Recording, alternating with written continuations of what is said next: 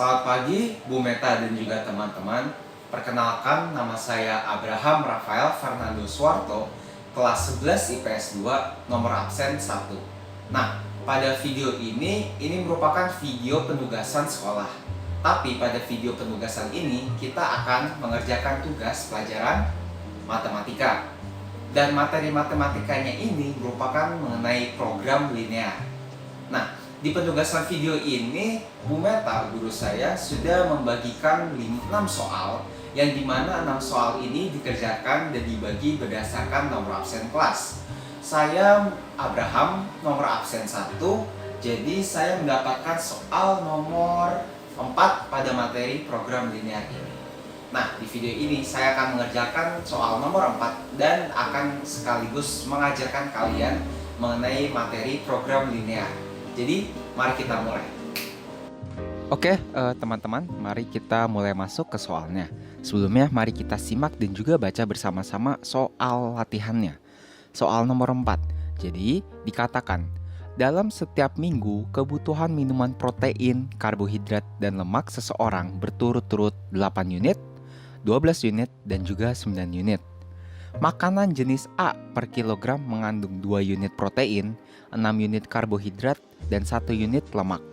Sedangkan makanan jenis B per kilogram mengandung 1 unit protein, 1 unit karbohidrat, dan 3 unit lemak. Jika harga makanan jenis A sama dengan 8.500 per kilogram dan harga makanan jenis B 4.000 per kilogram, tentukan A. Model matematika dari permasalahan tersebut yang mencakup kendala dan fungsi objektif.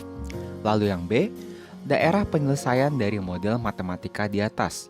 Kemudian C, uang minimal yang harus dikeluarkan per minggu agar kebutuhan protein, karbohidrat, dan lemak terpenuhi. Dan yang terakhir adalah D, banyak makanan A dan makanan B yang harus dikonsumsi per minggu agar biaya yang dikeluarkan minimum tetapi kebutuhan tetap terpenuhi. Oke, setelah kita membaca soalnya, sudah ada banyak hal dan sudah dengan jelas kita dapat langsung masuk ke pertanyaan penentuan yang A, di mana kita harus menentukan model matematika dari permasalahan tersebut yang mengandung kendala dan juga fungsi objektif. Nah, berdasarkan soal cerita tersebut, kita harus tentuin dulu dan buat suatu pemisalan, yang dimana pemisalan itu menjadi bentuk X dan Y. Jadi kita tentukan saja dengan jumlah makanan A kita bagaikan X, lalu jumlah makanan B kita bagaikan Y. Setelah sudah kita bagaikan dan juga pemisalkan jumlah makanan A dan B, kita bisa masuk dengan membuat tabel kendala.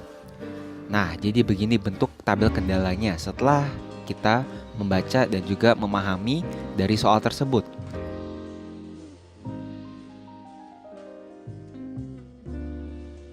Nah, setelah kita sudah membuat tabelnya, kita bisa menentukan kendala matematika dan juga fungsi objektifnya. Kendala yang pertama, menjadi 2x ditambah 1y tidak lebih sama dengan 8. Kendala yang kedua, 6x ditambah 1y tidak lebih sama dengan 12.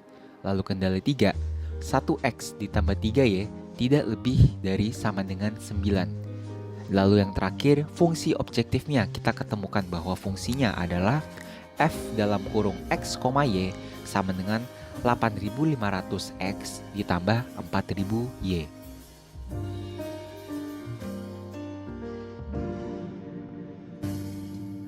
Sekarang mari kita masuk ke poin B, yang dimana kita harus menentukan daerah penyelesaian dari model matematikanya. Nah, berdasarkan dari kendala dan juga fungsi objektifnya, kita memerlukan bantuan aplikasi ataupun website bernama GeoGebra Classic. Nah, bisa dilihat dari sini, saya sudah membukanya. Dan dari panel di kiri bisa kita lihat kita akan memasukkan kendala matematikanya yang ada 2x ditambah 1y dan seterusnya. Saya masukkan. Nah, setelah kita sudah masukkan ketiga kendalanya, kita bisa menyimpulkan bahwa bagian ini atau bisa dibilang bagian yang warnanya paling gelap merupakan bagian dari daerah himpunan penyelesaiannya. Tapi jangan lupa, kenapa kita hanya memilih daerah yang ini tidak termasuk dengan daerah yang di bawahnya, bahwa X dan juga Y itu lebih dari sama dengan 0. jadi tidak minus ataupun negatif hasilnya. Jadi saya mencoba untuk menentukan dan juga menggaris tarikan di mana daerah penyelesaiannya, dan inilah daerah hasil penyelesaiannya. Nah, setelah sudah ditemukan, biar gampang, kita akan merubah tanda kurang sama dengannya menjadi sama dengan, karena sudah diketemukan daerah penyelesaiannya dan lebih mudah untuk melihat DHP-nya. Lalu saya tentukan dan juga memastikan untuk titiknya.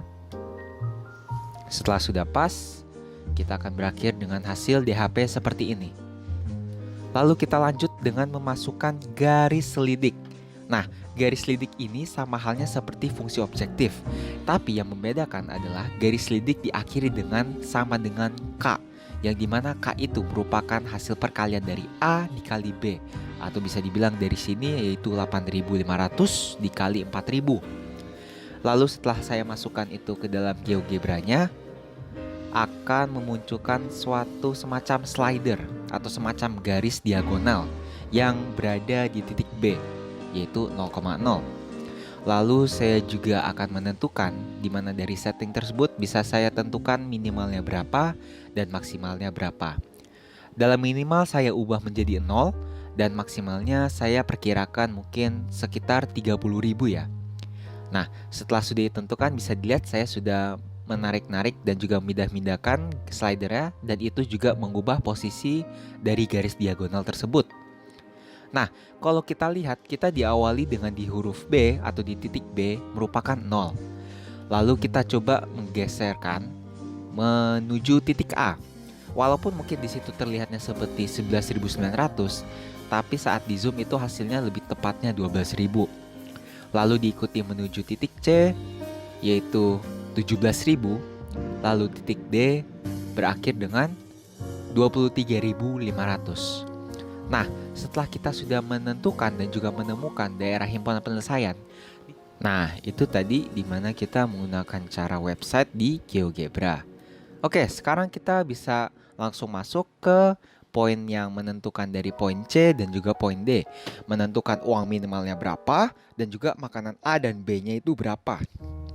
Oke, jadi dengan itu kita harus menyelesaikan dengan menggunakan proses cara titik pojok, yang dimana titik pojok ini menggunakan dari fungsi objektif. Nah, sekarang kita coba masukkan dari titik A, titik B, titik C, dan juga titik D.